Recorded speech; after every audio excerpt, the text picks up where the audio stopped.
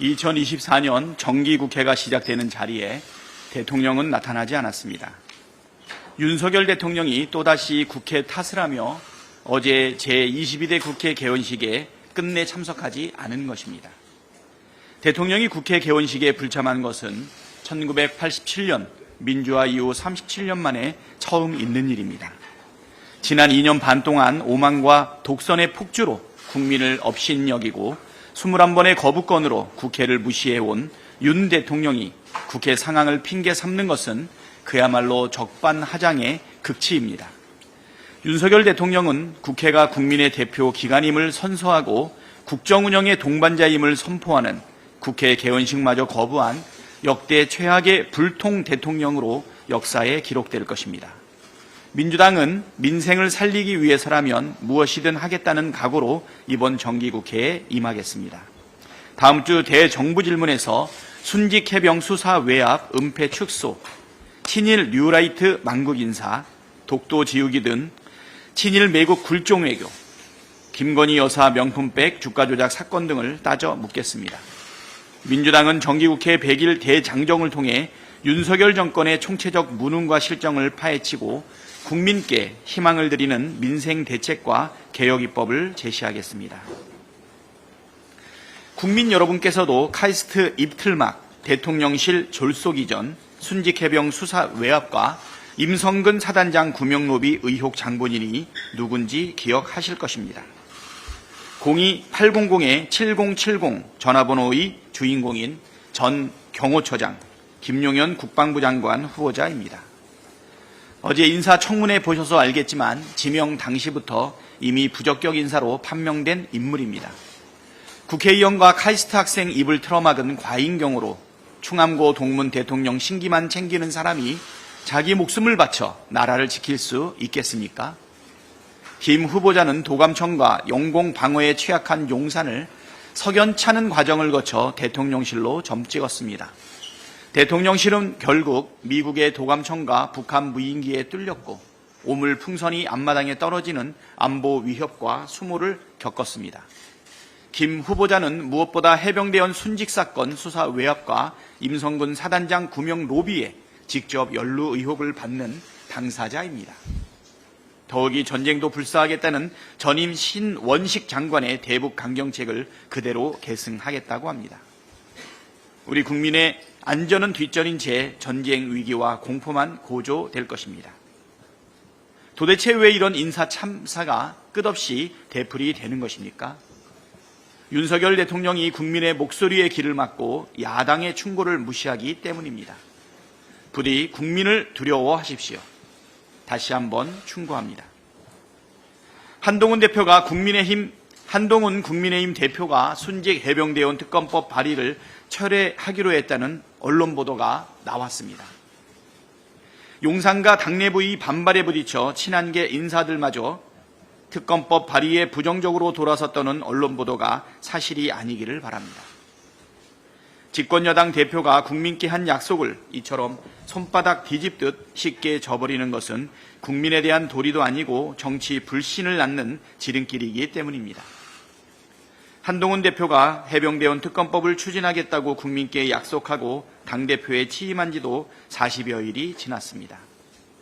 민주당은 제3자 추천안을 포함해 한동훈 대표의 제안을 전격 수용하겠다고 발표했음에도 불구하고 추가 조건만 갖다 붙일 뿐 아직까지 명확한 답을 하지 않고 있습니다.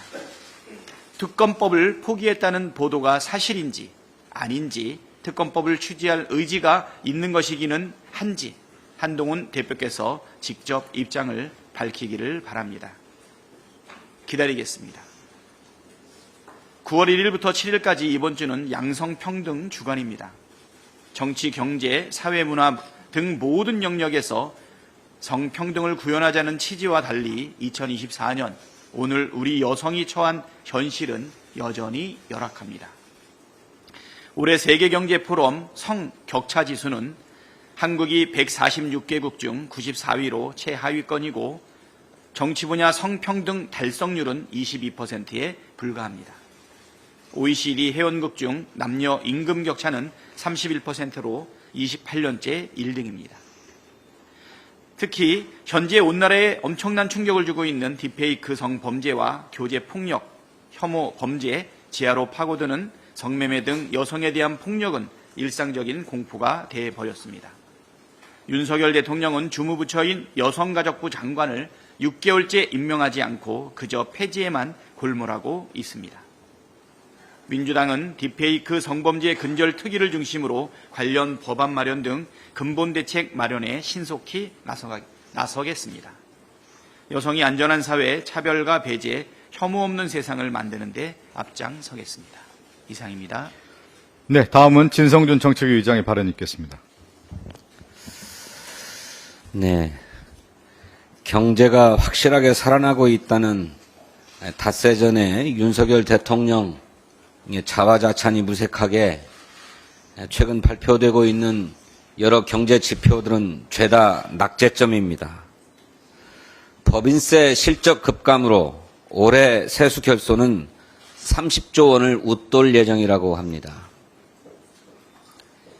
법인세율 인하로 세수가 늘 것이다, 이렇게 정부가 장담했는데 과연 그렇습니까? 내년 국고채 발행은 201조에 달할 예정입니다. 올해보다 27%가 더 늘어납니다. 역대급이라 하지 않을 수 없습니다. 이렇게 늘리는 나라 빚을 내수 활성화에 쓰면 좋으련만 세수 결손 돌려막기에 사용한다고 합니다. 내년도 외국환 평형기금 운용 규모는 올해보다 65조 줄어든다고 합니다. 역대 최대 감소 규모인데 외환 방파제가 무너지는 것 아닌지 우려스럽습니다. 현재 경기를 나타내는 동행지수도 매월 하락하고 있습니다. 이렇게 우리나라 민생 경제가 암초를 만나서 침몰 중인데 선장 한 사람만 바람 좋으니까 도출 올려라, 이렇게 얘기하고 있는 꼴입니다. 당장에 코앞으로 다가온 추석 물가도 참 걱정입니다. 올 여름 기록적인 폭염으로 채소값이 그야말로 금값입니다. 지난 6월 100g에 790원이던 시금치 한 단이 지난달 28일 기준으로 4,027원, 5배나 올랐다고 합니다. 배추는 2배 넘게, 무와 오이도 90%, 73% 인상되었습니다.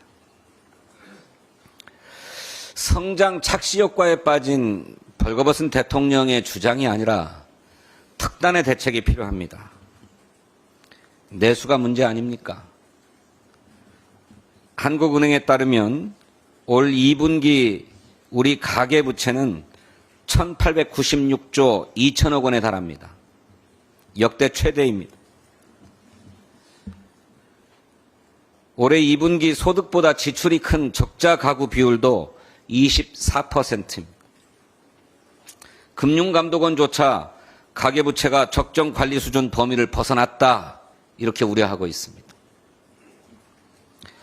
대통령이 망상경제에 빠졌기 때문에 민주당이라도 시급하게 내수 진작, 소비 활성화에 나서겠습니다.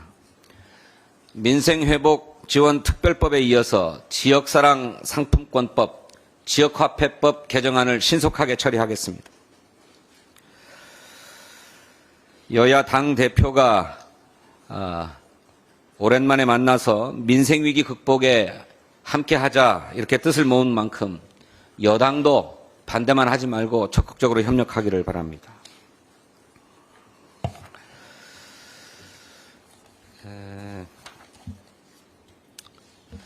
아파도 갈 병원이 없습니다. 우리 국민의 하소연입니다. 의료 공백에 응급실 뺑뺑이로 내몰린 환자들이 울분을 터뜨리고 있습니다. 우리 당의 김한규 의원의 부친도 응급실 뺑뺑이 끝에 돌아가셨습니다. 지난달까지 응급실은 하루 이틀 문을 닫거나 일부 진료를 줄이는 수준이었지만 이번 달부터는 주말과 야간 진료까지 중단되고 있습니다. 전공의의 이탈 장기화로 그동안 현장의 의료 공백을 채웠던 전문의들은 누적된 과로를 버티다 못해 줄사표를 내고 있습니다.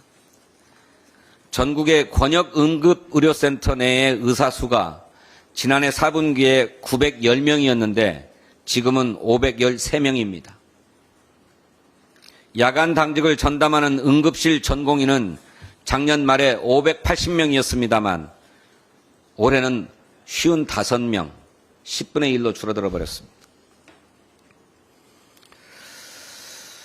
국민은 의료 붕괴의 위기를 겪고 있는 위급한 상황입니다. 그럼에도 윤석열 대통령은 병원에 가봐라. 아무 문제 없다. 이렇게 얘기하고 있습니다.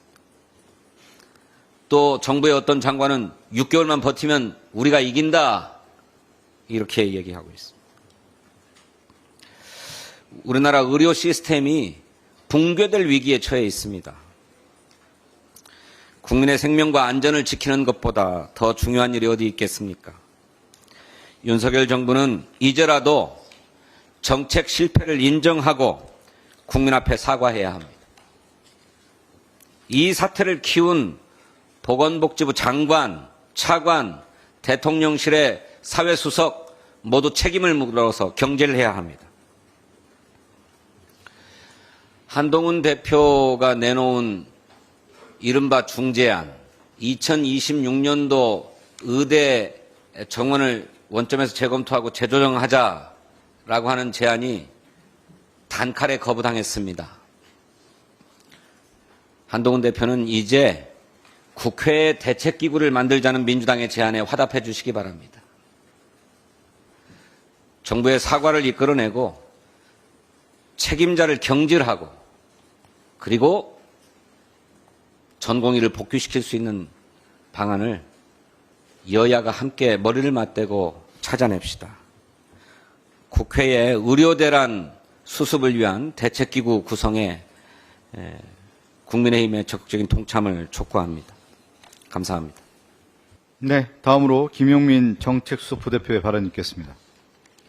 네, 윤석열 대통령의 인사에는 크게 두 가지 문제점이 있습니다. 첫 번째가 해당 기관의 가장 부적합한 인사를 꼭 집어서 임명하고 있다라는 것입니다. 그리고 두 번째가 인사청문회에서 어떤 일이 벌어지더라도 임명을 강행하고 있기 때문에 후보자들이 국민 면접을 보고 있는 후보자들이 국민을 무시하고 국회를 무시하는 행태가 도를 넘고 있다는 것입니다.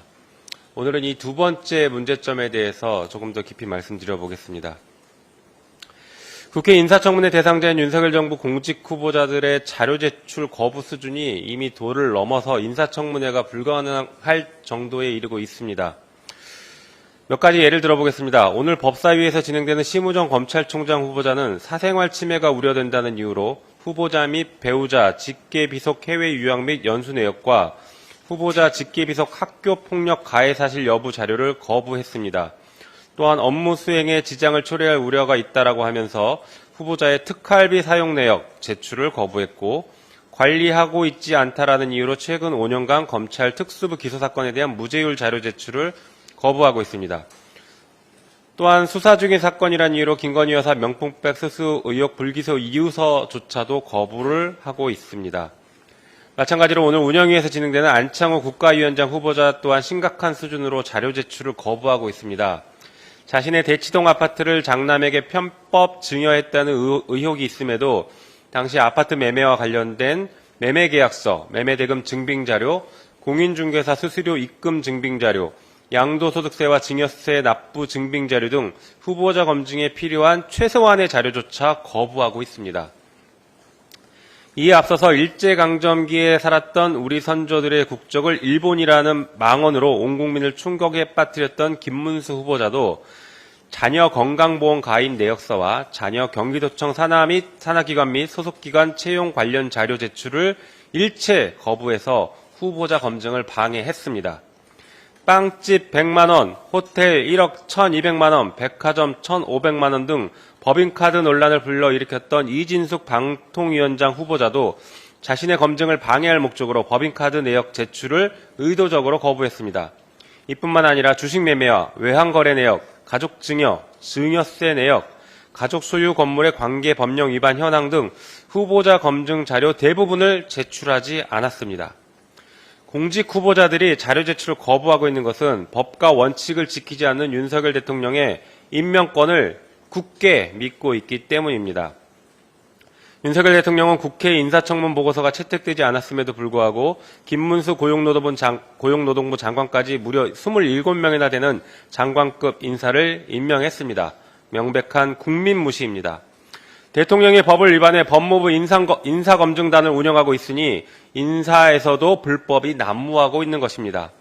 썩은 생선에 파리가 꼬이는 법입니다. 대통령이 법 앞에 당당하지 못하니 부정의하고 부도덕한 인사들만 몰려서 밀정과 같은 인사를 고위공직자로 채워나가고 있는 것입니다.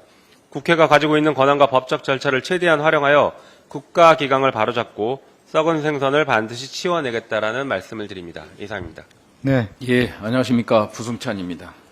어제 국방부 장관 인사청문회가 국민의힘 의원의 도를 넘는 발언으로 결국 파행됐습니다.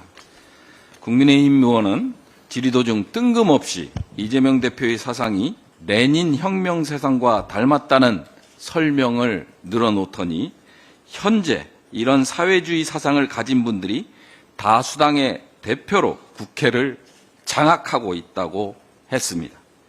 국민의힘은 국민의 정당한 지지를 받은 동료 의원들에게 윤석열 대통령이 그리 좋아하는 단어인 반국가 세력의 굴레를 씌웠습니다. 이는 주권자인 국민을 모독하는 것입니다. 어제 국회 개원식에서 민주당 소속의 의원과 이재명 대표는 헌법을 준수하고 국민의 자유와 복리 증진, 조국의 평화적 통일을 위하여 노력한다는 국민 앞에 선서했습니다.